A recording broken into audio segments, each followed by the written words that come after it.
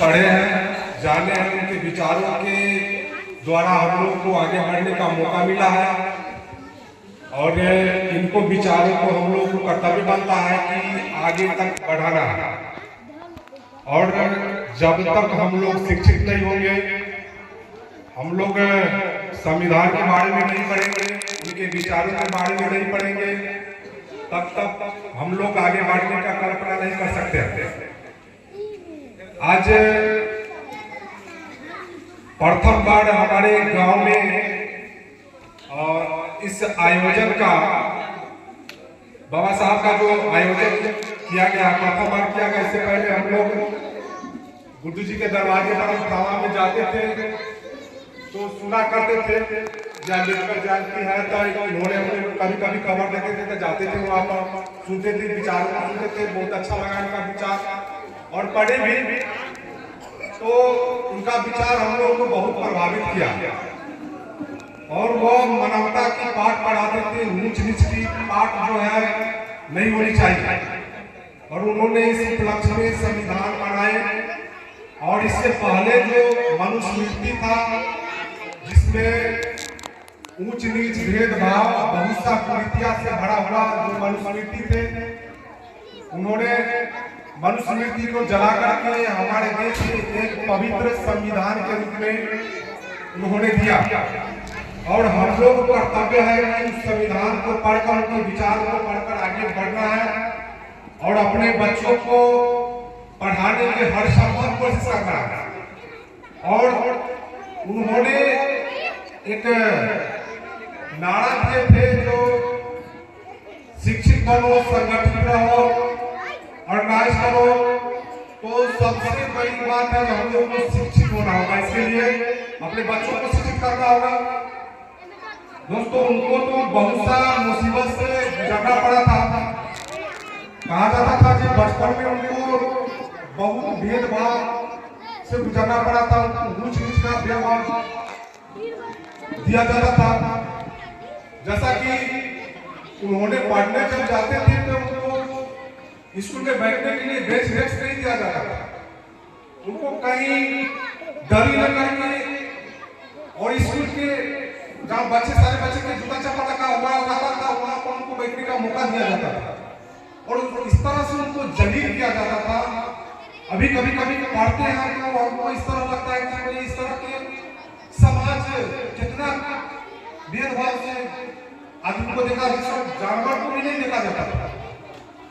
और उस व्यक्ति ने एक अपने आप में महानतम हासिल किया। दोस्तों, हम लोग को उम्र बड़ा नहीं होना चाहिए। जितनी उम्र भगवान ने दिया, भगवान तो ऐसा मानते नहीं है, जितनी उम्र मिले उसमें नाम बड़ा होना चाहिए, कर्म बड़ा होना चाहिए। और उन्होंने एक बात और महत्वपूर्ण बात बताई थी कि हम लोग को बच्चों को आगे बढ़ाना है तो अंधविश्वास को त्यागना होगा, बच्चों को शिक्षित करना होगा, विज्ञान के तौर तरीके से हमको आगे बढ़ना होगा, तार्किक होना चाहिए। और ये अंधविश्वास कहीं कहीं हम लोग को बैक करता है और बच्चे को हमको लगता है कि शिक्षा की जरूरत है, वहां पर अंधविश्वास में शिक्षा दिया जाए, सारे इतिहास को निचोड़ करके बच्चों को बताया जाए। और ये अंधविश्वास जो है हम बैक करता है, वास्तव में बैक करता है। हम लोग अभी तक बच्चों को देखते हैं, रामायण महाभारत ये चीजें जो है बताया जाता है, ललित संस्कार हो, जो अच्छे लगे उसको फॉलो करना चाहिए, बाकी का नेगलेक्ट करना चाहिए।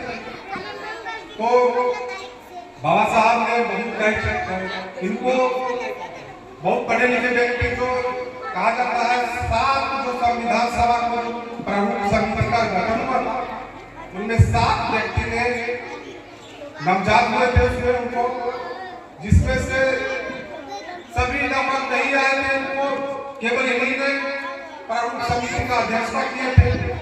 और इनके बारे में कहा जाता है, सुनते हैं, जो इनके पास 32 डिग्रियां थी, 4 PhD किए हुए थे। उस समय इनके इतना पढ़े हुए भारत में कोई नहीं था। और सभी को लगा कि यही प्रमुख समिति के अध्यक्ष है, तो दोस्तों बनेगा क्या ही नहीं। और देखिए किस तरह से छुआछूत, एक अनटचेबल जात के लड़के ने अपने दम पर, अपने हुनर पर इतना बड़ा मुकाम हासिल किया, जिसके सामने में बड़े बड़े लोग नतमस्तक होते हैं। यहाँ तक कि प्रधानमंत्री, मुख्यमंत्री सभी इनके चरणों में शीश नवाते हैं। तो हम लोग को इनसे सीख लेना चाहिए, आगे बढ़ना चाहिए और अच्छे कर्तव्य करना चाहिए और पढ़ाई के प्रति हमेशा एक्टिव होना चाहिए। जीवन में कभी पढ़ाई रुकना नहीं चाहिए। भले हम लोग अपने पेशे से जुड़े हुए हैं, जब भी मौका मिलता है थोड़ा बहुत बड़े बड़े महान व्यक्ति के बारे में कुछ पढ़ते हैं, उनसे ज्ञान लेते हैं, उनसे आगे बढ़ने का प्रेरणा मिलता है। तो इसी वाणी के साथ देखिए, सबसे बड़ी बात है कि हम लोग प्रथम वर्ष मंच पर आए हैं, उतना जानते हुए भी उतना एक्सप्लेन नहीं कर पाते हैं। इसी वाणी के साथ अपने